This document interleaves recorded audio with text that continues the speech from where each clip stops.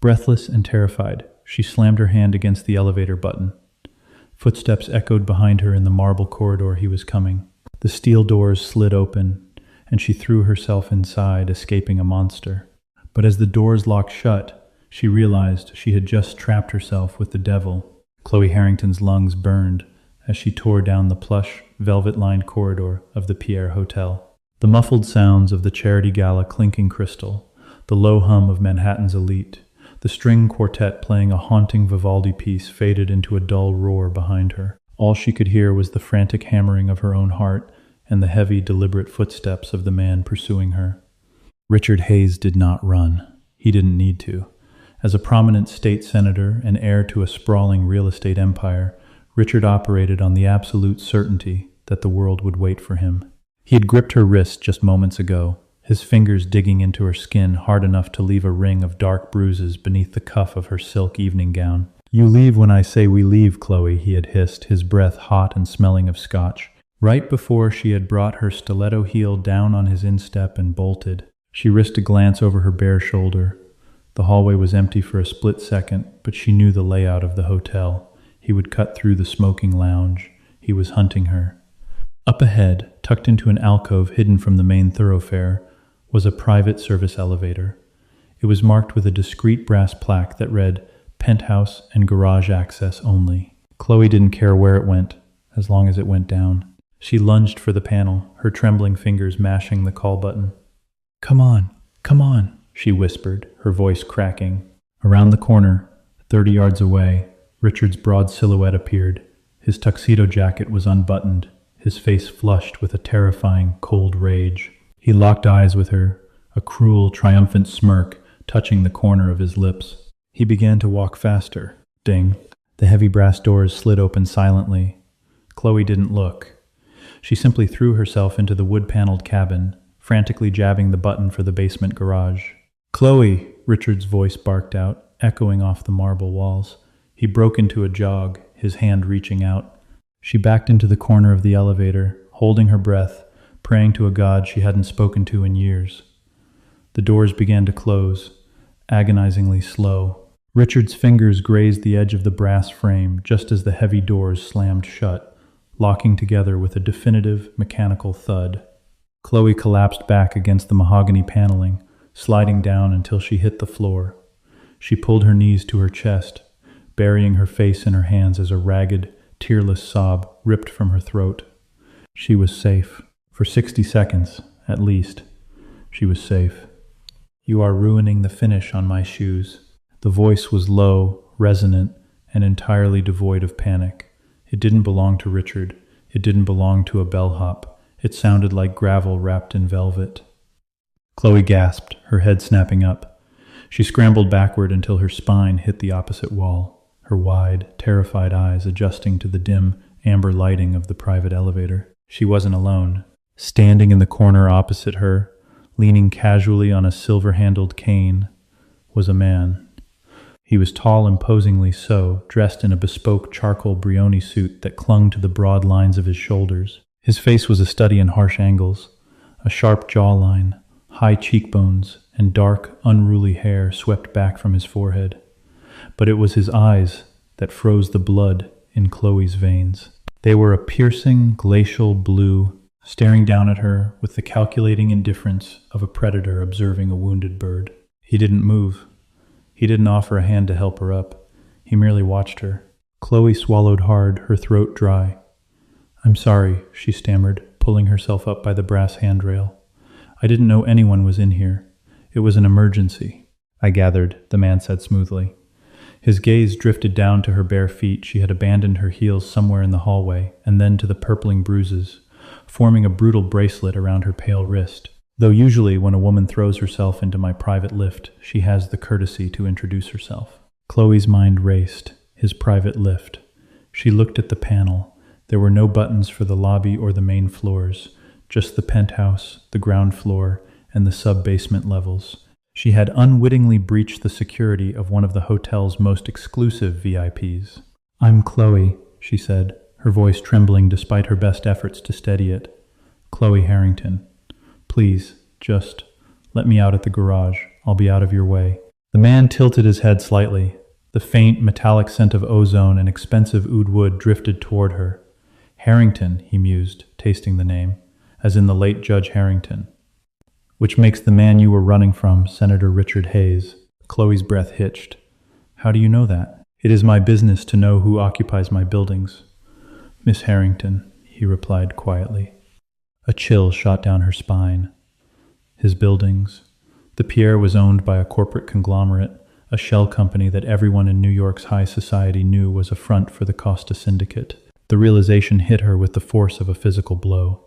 She was standing 3 feet away from Gabriel Costa. The media called him a venture capitalist. The police called him the undisputed head of the largest organized crime family on the eastern seaboard. He was a phantom, a man who orchestrated hostile corporate takeovers and violent underworld coups with the same ruthless efficiency. Chloe backed away until she was pressed flat against the doors. She had fled a manipulative, abusive politician, only to lock herself in a steel box with a literal mafia boss. Gabriel's lips twitched into a ghost of a smile, recognizing the exact moment the realization dawned in her eyes. Relax, Miss Harrington, he murmured, his voice dropping an octave. I don't kill people in elevators. It's terrible for the upholstery. The elevator descended with a smooth, silent speed, but to Chloe, time seemed to stretch into eternity. The digital display above the door ticked down 5, 4, San.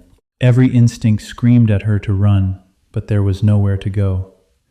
Gabriel Costa stood with absolute stillness, an apex predator at rest. He wasn't looking at her anymore. His attention seemed fixed on the floor indicator, but Chloe could feel the weight of his presence pressing the oxygen out of the small space.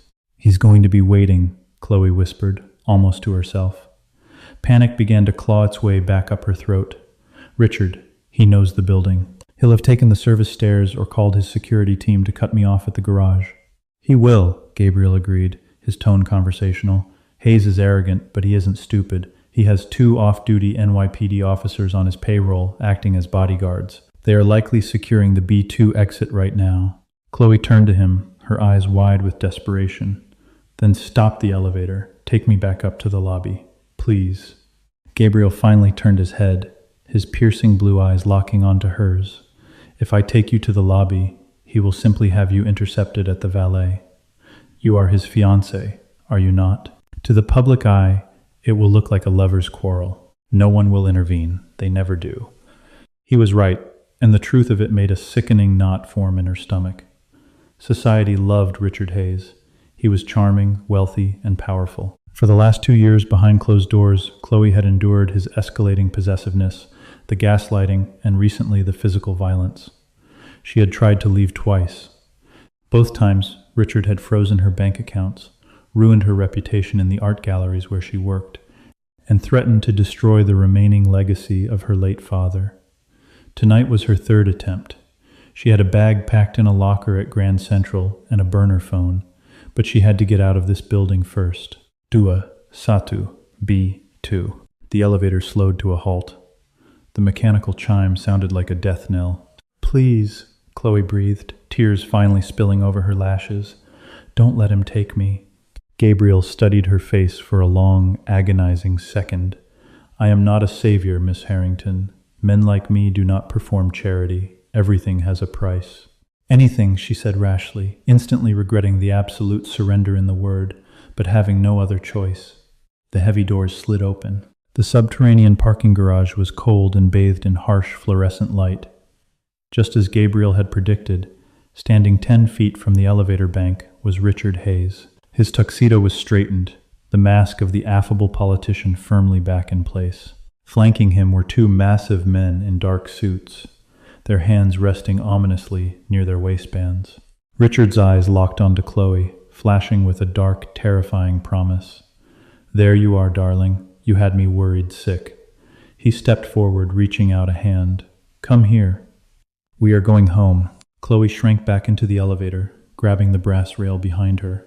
Before Richard could take another step, Gabriel Costa stepped out of the cabin, moving with a fluid, terrifying grace.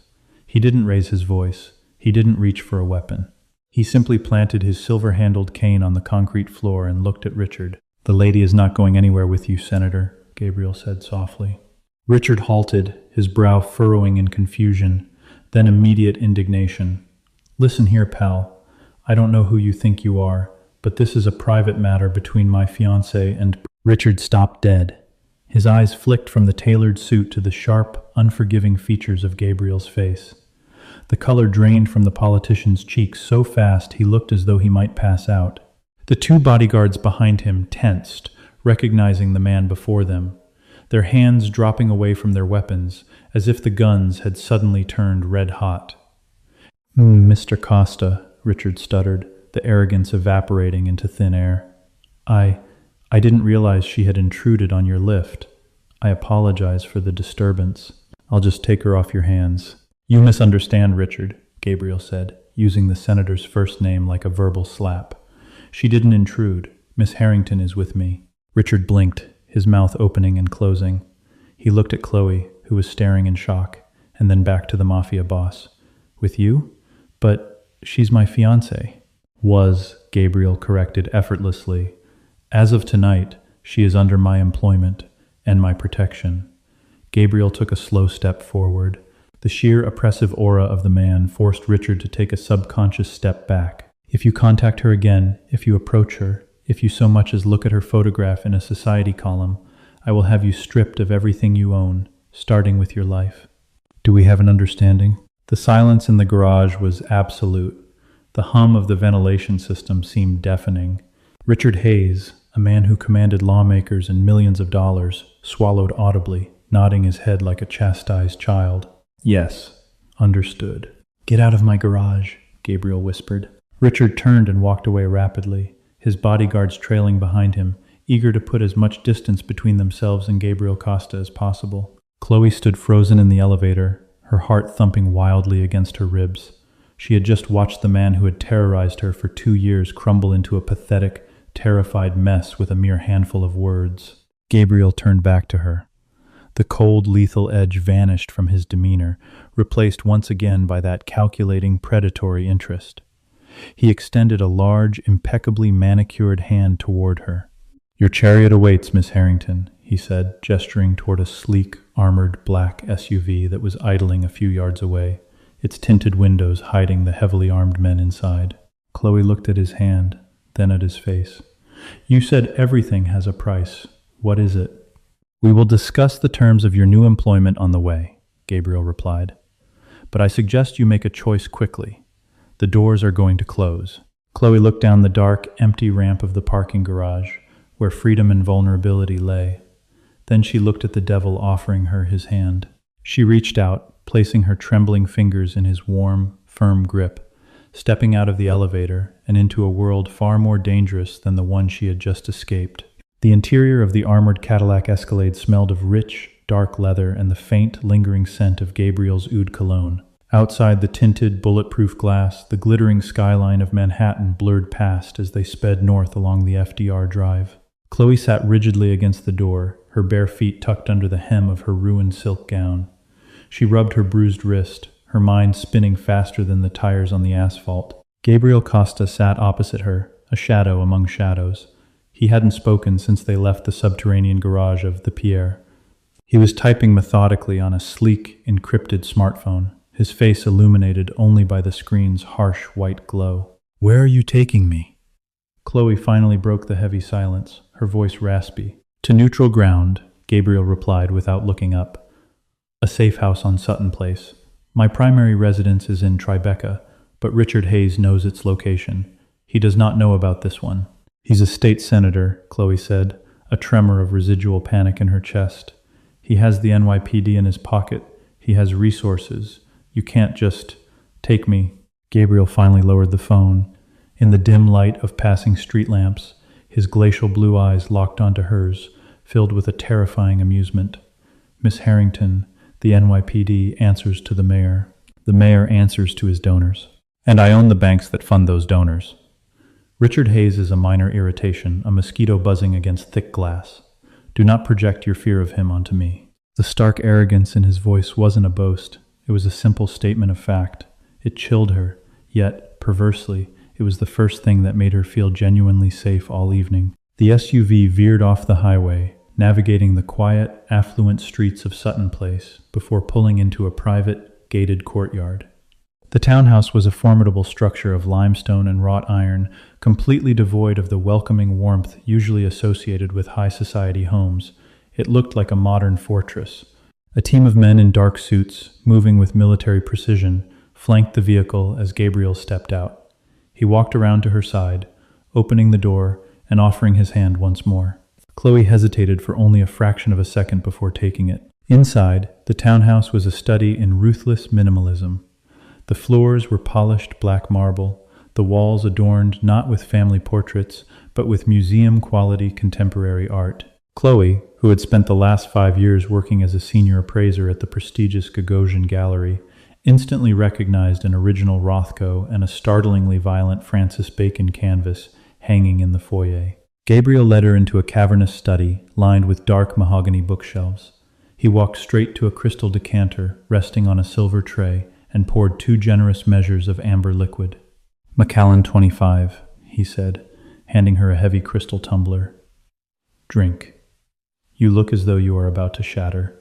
Chloe took a tentative sip. The whiskey burned down her throat, settling into a warm fire in her stomach. "You said we would discuss terms.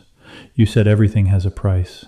Gabriel leaned against the edge of a massive oak desk, crossing his ankles. "I did. Sit down, Chloe. What I am about to tell you will require you to be seated." She slowly sank into a plush, leather Chesterfield sofa. "Your father, Judge William Harrington, did not die of a sudden myocardial infarction 6 months ago," Gabriel stated plainly, his voice devoid of any inflection. Chloe's heart stopped. The glass in her hand trembled, splashing a few drops of the priceless scotch onto her bruised wrist. "What?" "The coroner, the medical reports, were fabricated," Gabriel interrupted smoothly, "purchased for $250,000. Your father was murdered." The room seemed to spin. Chloe closed her eyes, a wave of nausea washing over her. "Who?" she whispered.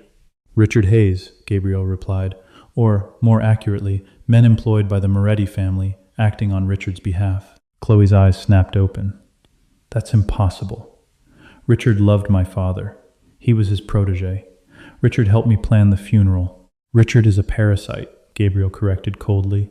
"Your father was a federal judge overseeing a massive racketeering case. During his investigation, he stumbled upon a ledger, a physical, handwritten ledger detailing decades of political bribery and money laundering. It linked the Moretti crime family directly to Richard Hayes' campaign finances. If that ledger went public, Richard would spend the rest of his life in ADX Florence, and the Morettis would be decimated. Chloe struggled to process the information. The man she had slept next to, the man whose ring she had worn, was responsible for the death of the only parent she had left. A cold, hollow fury began to replace her fear. "Why are you telling me this?" Chloe asked, her voice hardening. "You're Gabriel Costa. The Morettis are your rivals. Why do you care about a dead judge?" A flash of genuine respect appeared in Gabriel's eyes. "Because your father was clever. He knew they were coming for him. Before he was killed, he hid the ledger. He encrypted the location in a physical asset, an asset he left to you in his will, a painting." Chloe gasped. "The Corot. View of the forest of Fontainebleau." "Exactly," Gabriel nodded. "A mediocre 19th century landscape by Jean-Baptiste Camille Corot, worth perhaps $50,000 on a good day at auction. But it is currently locked in a probate vault, scheduled to be auctioned off at Christie's in 3 weeks to settle your father's outstanding debts Richard Hayes artificially created to force the sale." "He couldn't just steal it?" "Too many eyes," Gabriel explained. "Your father made sure the painting was heavily insured and placed under the jurisdiction of a third-party executor. Richard plans to buy it at auction legally, destroy the ledger, and secure his political future. And he was keeping you close, controlling you to ensure you never figured it out." Chloe looked down at her hands. The bruises on her wrist throbbed. It all made a sickening, terrifying kind of sense. The sudden isolation, the financial control, the gaslighting. She wasn't a fiancée, she was a hostage. "So, what is the deal, Gabriel?" she asked, looking up, meeting the Mafia boss's gaze without flinching. Gabriel pushed off the desk and walked toward her. "I want the ledger. With it, I can utterly destroy the Moretti family's political protection and absorb their territories. In exchange, I offer you 2 things. First, Absolute protection. Richard Hayes will never touch you again. Second, I offer you vengeance. I will let you watch as I tear his empire down to the studs. Chloe swallowed hard. And what do I have to do? You are going to help me buy that painting at Christie's, Gabriel said softly, leaning down so his face was inches from hers. You are going to act as my exclusive art consultant. You will live in this house. You will be seen by my side at every gala, every gallery opening, every high society event in Manhattan. We are going to make Richard Hayes sweat, and then we are going to break him.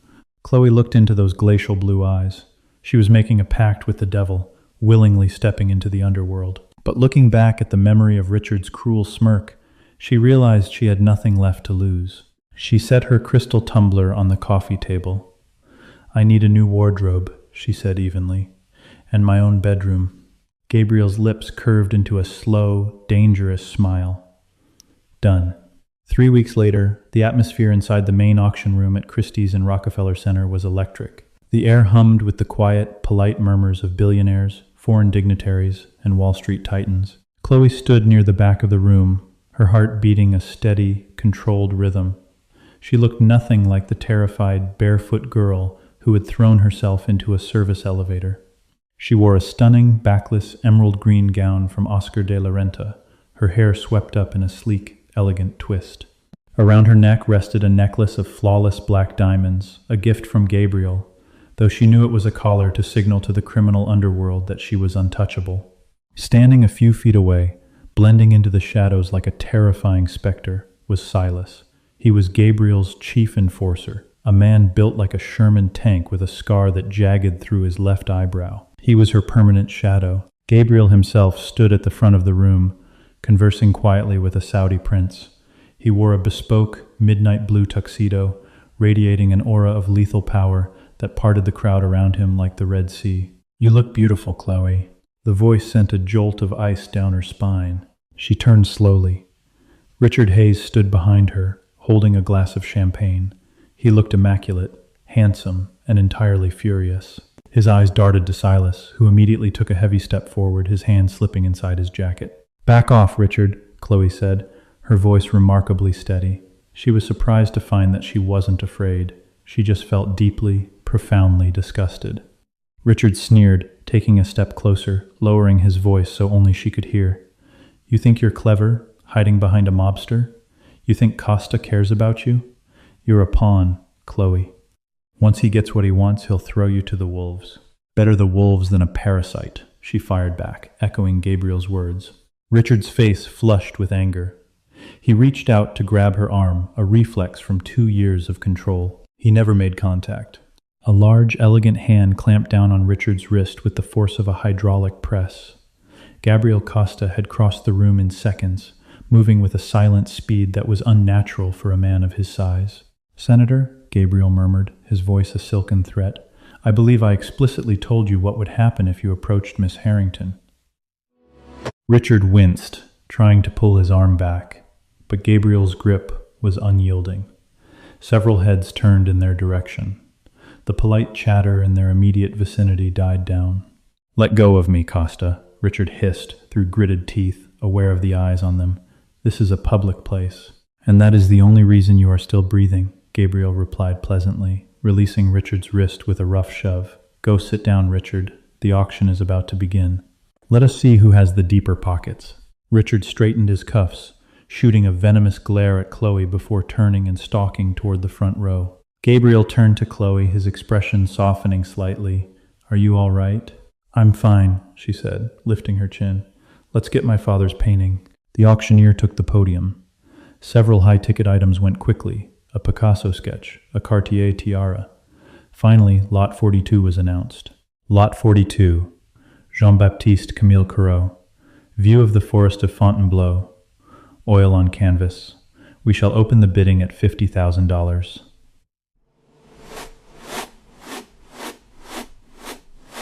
Richard's paddle shot up instantly. 50,000. Thank you, Senator Hayes. Gabriel didn't raise a paddle. He simply caught the auctioneer's eye and gave a slight nod. 100,000 from the gentleman in the back. A murmur rippled through the room. Jumping the bid by double was an aggressive, hostile move in the art world, Richard's jaw tightened. He raised his paddle again. 150. Gabriel nodded again. 500,000. The room gasped. Richard turned in his seat, glaring at Gabriel in pure disbelief. The painting wasn't worth a fraction of that amount. It was a blatant display of dominance. Richard's face paled. He knew he couldn't match Gabriel Costa's liquid capital, but he also knew his life depended on getting that ledger. Sweating, Richard raised his paddle. 600,000. Gabriel didn't even wait for the auctioneer. $2 million. His deep voice echoed across the silent room. The silence that followed was absolute. The auctioneer blinked, tapping his gavel lightly. $2 million. Going once, going twice. Sold. Richard slumped in his chair, defeated, his political career and his life now resting in the hands of the man standing next to his former fiancée.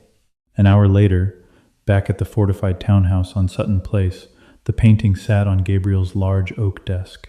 Chloe stood over it, her hands trembling. Gabriel handed her a pair of heavy leather gloves and a thin steel pry bar. "It's your father's legacy," Gabriel said softly.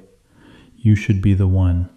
Taking a deep breath, Chloe inserted the pry bar between the ancient wooden frame and the canvas backing. With a sharp crack, the wood splintered. Hidden inside a hollowed-out section of the frame was a small, black, encrypted USB flash drive. She picked it up. This was it, the evidence that would ruin Richard and bring the Moretti family to its knees. She turned, fully expecting Gabriel to hold his hand out and demand the drive. It was the price of her protection, after all. Instead, Gabriel walked over to a leather armchair, sat down, and poured himself a glass of whiskey. He looked at her, his glacial eyes completely unreadable. "The vault code to the safe in the floor is 0419, Gabriel said smoothly. "Put it in there." Chloe stared at him, confused. "You don't want it?" "I do want it," Gabriel replied, "but I don't need to hold it to know it's mine. You made a deal with me, Chloe, and unlike the politicians you are used to, I honor my contracts. We destroy them together. When you are ready..." Chloe looked down at the small black drive, then at the ruthless Mafia boss who had just handed her the keys to his kingdom. For the first time in 2 years, she didn't feel like a victim. She felt dangerous. "I'm ready," she said, her voice ringing clear in the silent room. "Let's burn him to the ground." Gabriel smiled, a genuine, predatory smile that made her pulse race for entirely new reasons. "Tomorrow, Miss Harrington, we start the fire." The glow of the decryption software painted Gabriel's sharp features in harsh blue light. They sat in the subterranean security bunker of the Sutton Place townhouse, surrounded by servers that hummed like a living, breathing beast.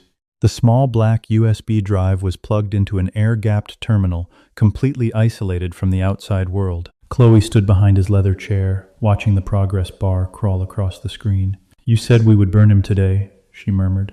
The emerald gown swapped for a sharply tailored black blazer and silk camisole. She looked less like a hostage and more like a CEO preparing for a hostile takeover.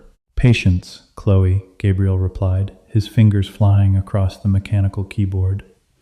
To properly destroy a state senator, one does not simply hand evidence to a beat cop. We are routing this directly to the Southern District of New York at St. Andrews Plaza, bypassing the NYPD entirely. The FBI's Public Corruption Unit will be knocking on Richard's door before he even finishes his morning espresso. The screen suddenly flashed red. Access denied.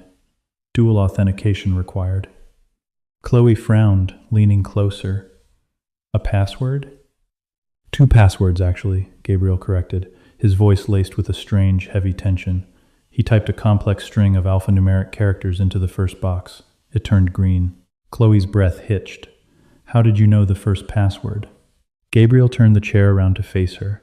The glacial calm in his eyes had been replaced by something far more intense, a storm of long-held secrets. "Because, Chloe, your father and I shared more than just a mutual hatred for the Moretti family. We shared a bank account." The silence in the bunker was deafening. Chloe took a step back. "What are you talking about? My father was a federal judge." "He was a pragmatist," Gabriel said smoothly, standing up to bridge the distance between them. 10 years ago, when the Costa Syndicate was transitioning from street-level operations into legitimate venture capitalism, we needed a legal mind. Someone who knew exactly how the system worked, so we could legally dismantle it. Your father was the architect of my corporate empire. He wasn't investigating the Morettis for the government. He was investigating them for me. The room spun. Chloe gripped the edge of the steel desk. The righteous, law-abiding father she had mourned was an illusion. Judge William Harrington was the Costa family's silent partner. Richard found out, Chloe whispered, the puzzle pieces finally locking together with sickening clarity. That's why he killed him. Richard found the ledger detailing the Moretti payoffs.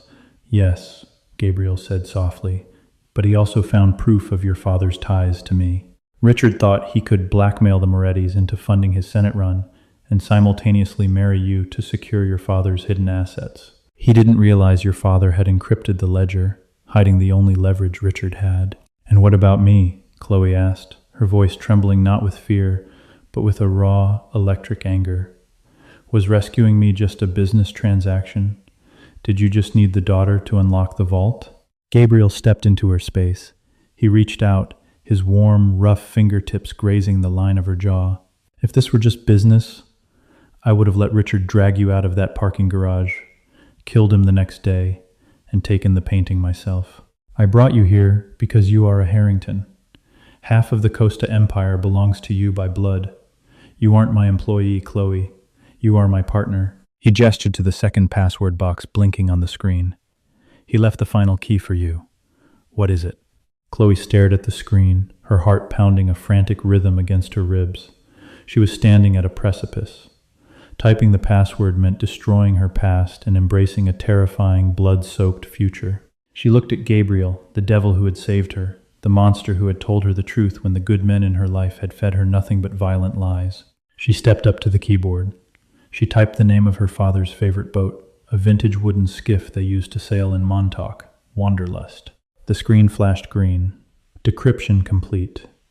Transferring files. It's done, Gabriel whispered, standing close enough that she could feel the heat radiating from his chest. By noon, Richard Hayes will be in federal custody at the Metropolitan Correctional Center, and the Morettis will be hunting him for losing the ledger. Hours later, the television in Gabriel's penthouse in Tribeca broadcast the breaking news. The chyron across the bottom of the screen read in bold red letters, Senator Richard Hayes arrested at Waldorf Astoria. Massive RICO indictment unsealed. Footage played of Richard, stripped of his usual arrogant swagger, being pushed into the back of an armored FBI vehicle, his hands cuffed behind his back. He looked terrified. He looked broken. Chloe stood on the sweeping glass balcony overlooking the Manhattan skyline, a glass of Macallan 25 inches her hand. The cold wind whipped her hair around her face, but she felt entirely untouchable. The heavy glass door slid open, and Gabriel stepped out onto the terrace.